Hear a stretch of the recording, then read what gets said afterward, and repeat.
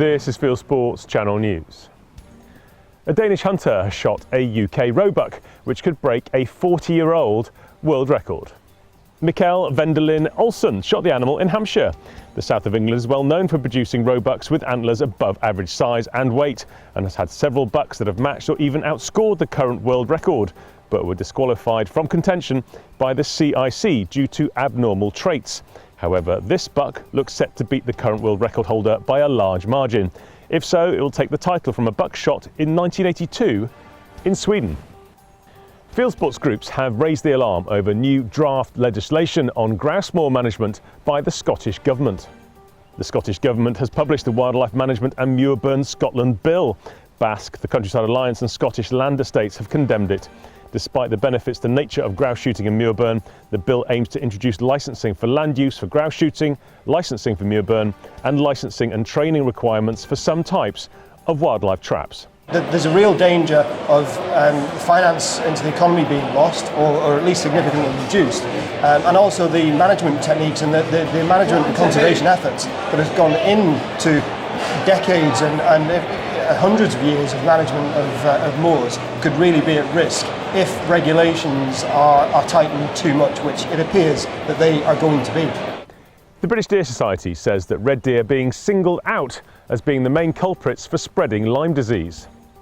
Rising numbers of Lyme disease cases on South Uist led to a petition to eradicate all 900 deer on the island.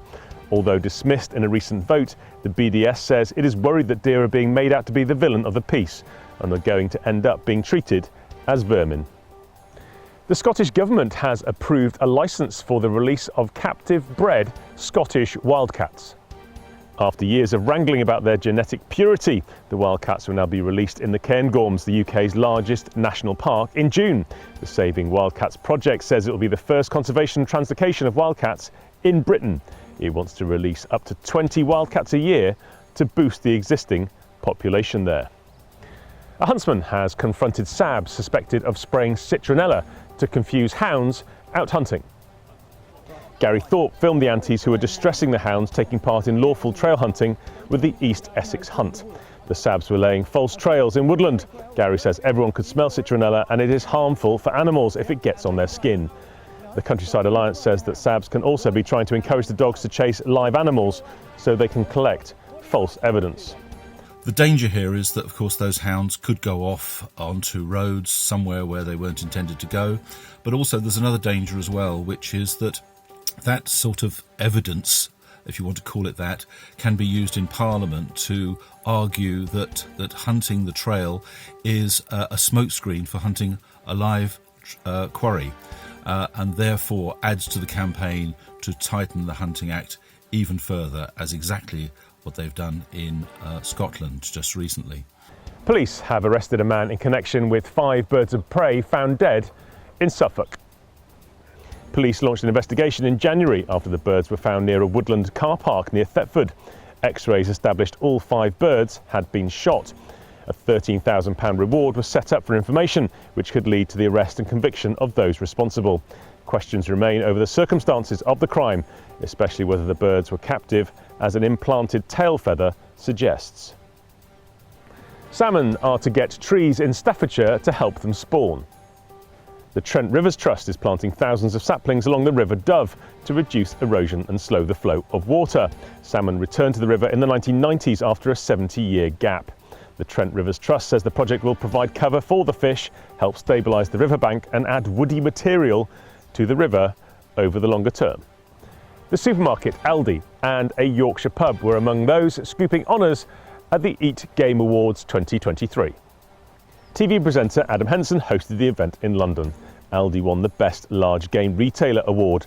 Deerbox Limited picked up the Best Small Game Retailer honour. The Clarendon Inn in Hebden was named Champion of Champions. The Clarendon chef and owner Lionel Strubb and head chef Matt Hind were joint finalists in the Best Game Chef category of this year's awards, with the pub also making the final 3 in the Best Restaurant category. The awards mark the culmination of a national search to find businesses and individuals championing the use of British wild game. The public cast more than 11,000 votes, with a shortlist in each category going to review by a panel of judges. An American state is planning to enshrine the right to hunt and shoot in the state's constitution. Legislators in Florida have begun a proposed constitutional amendment that says, in part, hunting and fishing shall be preserved forever as a public right and preferred means of responsibly managing and controlling fish and wildlife. If approved, the vote will go on the November 2024 ballot. Thanks to James Schneider for the story, and there's more from James later in the show. And finally, a cocky grouse is king of the castle, leaving its keeper a dirty rascal. The Yorkshire Dales Moorland Group shared footage of the bird on Facebook. It proved so popular that it shared a second film of the bird giving a gamekeeper a run for his money to determine who is in charge of the moor.